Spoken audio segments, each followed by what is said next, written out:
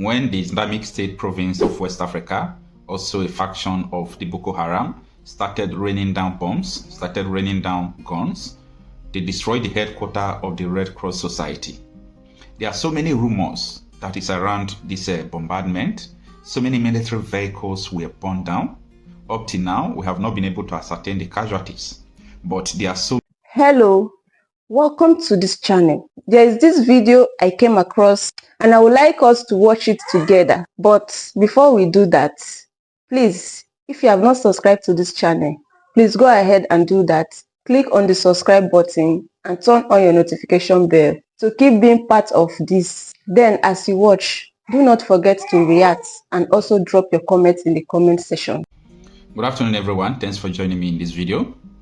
It all started yesterday when the Islamic State province of West Africa, also a faction of the Boko Haram, started raining down bombs, started raining down guns. They destroyed the headquarters of the Red Cross Society. There are so many rumors that is around this bombardment. So many military vehicles were burned down. Up till now, we have not been able to ascertain the casualties.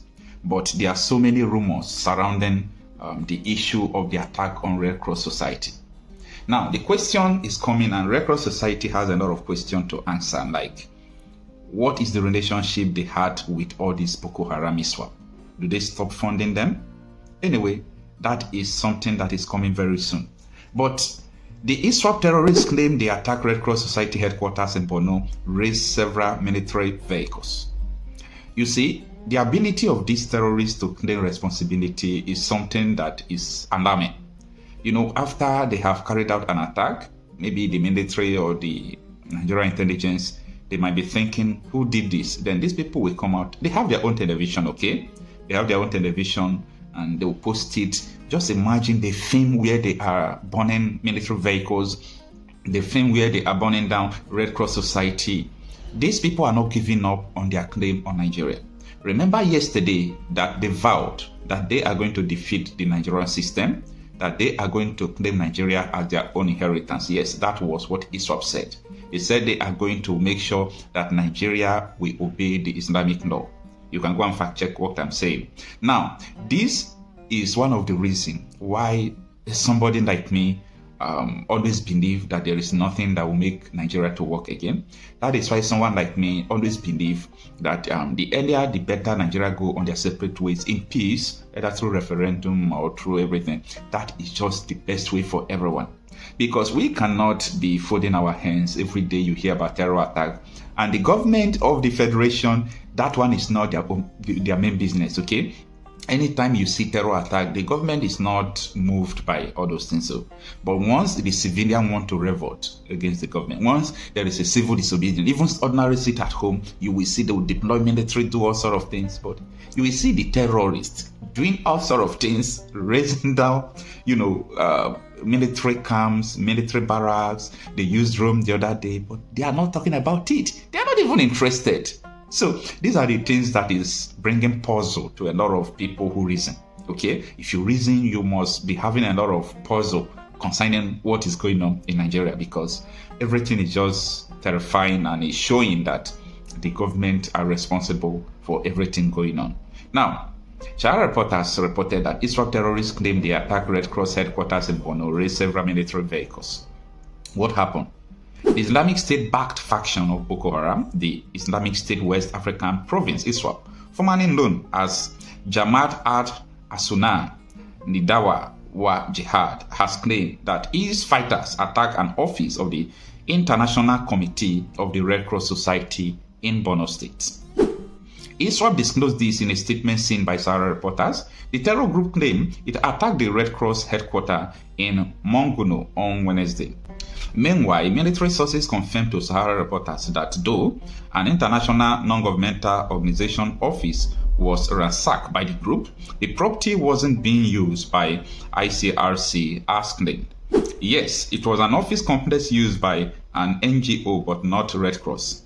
Two of their staff were also adopted and they were demanding 50 million naira to release them, the source said.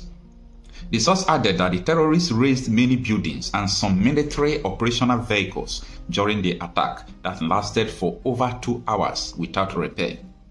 Since the death of JAS leader Abubakar Shekau, ISWAP has been consolidating its grip in locations around Lake Chad. The sect's membership has fallen with the defection of hundreds of Boko Haram fighters under Shekau. The Nigerian army has repeatedly claimed that insurgency has been largely defeated and frequently underplays any losses. The terror group has caused over 100,000 deaths and displaced millions of people, mainly in Adamawa, Borno, and Yobe State. Now, let's look into the last two paragraphs, okay? The last two paragraphs is very dangerous. Number one is that the Nigerian army has repeatedly claimed that the insurgency has been largely defeated and frequently underplays any losses. So anytime people lost their life, anytime buildings were razed, Nigerian army will always come out to make sure that people did not notice that such a thing happened.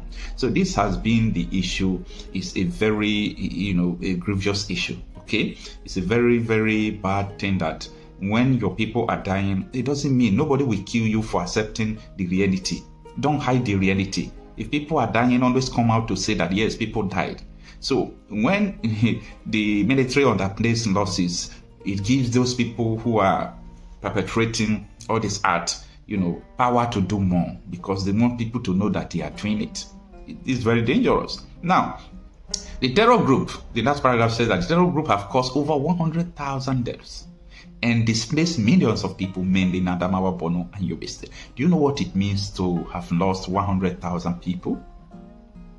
Even in the war.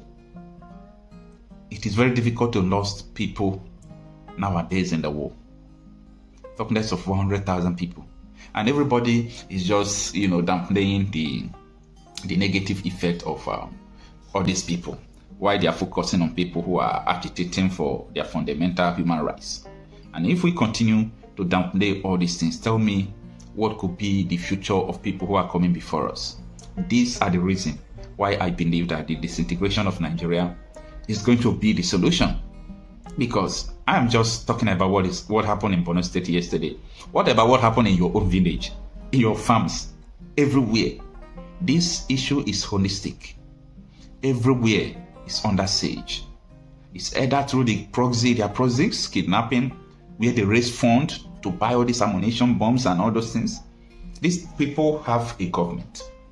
They have a government. When I mean these people have a government, they have a government in the sense that those people who are kidnapping from local sources in the villages, they raise ransom, they raise money through ransom, and they send it to their headquarters, just like all those religious organizations, what they normally do, like Catholic Church.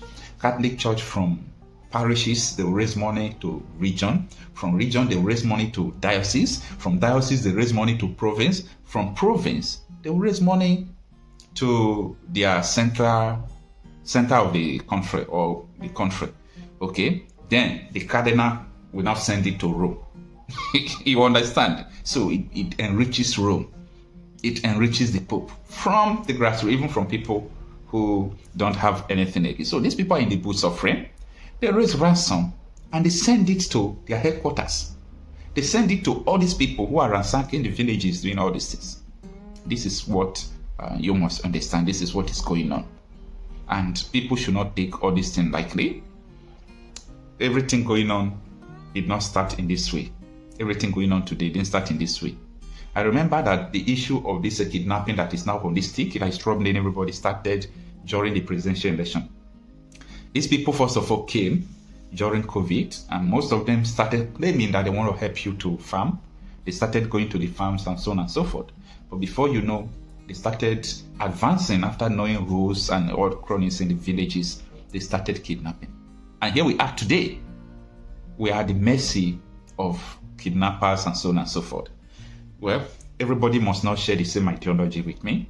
Everybody must not share the same opinion with me. Okay? But let it be noted that only the disintegration of Nigeria could be the only solution to this. Because each region has to fight for their right. Each region have to go for what they want. Each region have to secure their territory and so on and so forth. We were never one before, but we were never enemy before. The enemies you see between regions, ethnic groups, and religion today, they are caused by politicians and the Britain who amalgamated us. You know, in chemistry, there are some elements that can never form a compound. They are not compatible. They could result to a chemical reaction that could kill you. Not everything you can mesh together. And one of those things you can't mesh together is people who have heterogeneous ideas, don't have one school of thought. If it is different religion, it could be managed easily. When you don't have different school of thought and people don't even believe in Western education, they don't believe the kind of school you be. So how can you, this thing is not matter of bigotry or religion or those things. It is matter of reasoning. People who amalgamated you knew that it's not going to work. So here we are today.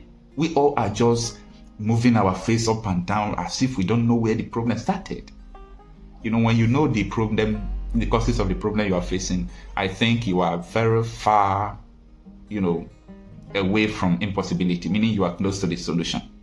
If we can just know the problem, that this problem could be resolved by disintegration. In my next video, I'll be talking about what caused the Biafra declaration. Why did Ojukwu, very long time ago, declared Biafra? We are going to talk that in the next video because that is the situation we are facing today. There was killing everywhere. There was pogrom. There were a lot of things that led to the issue of this agitation we are seeing today. And if anybody is thinking that this agitation is going to go, one day you are playing, because we cannot fold our hands while our people are being killed. We can't access our farms, and you think that, oh, everybody should just keep quiet and play on. It's not going to happen. Thank you for watching this video. Please leave your contribution in the comment section and also do well to subscribe. I'll see you in my next video.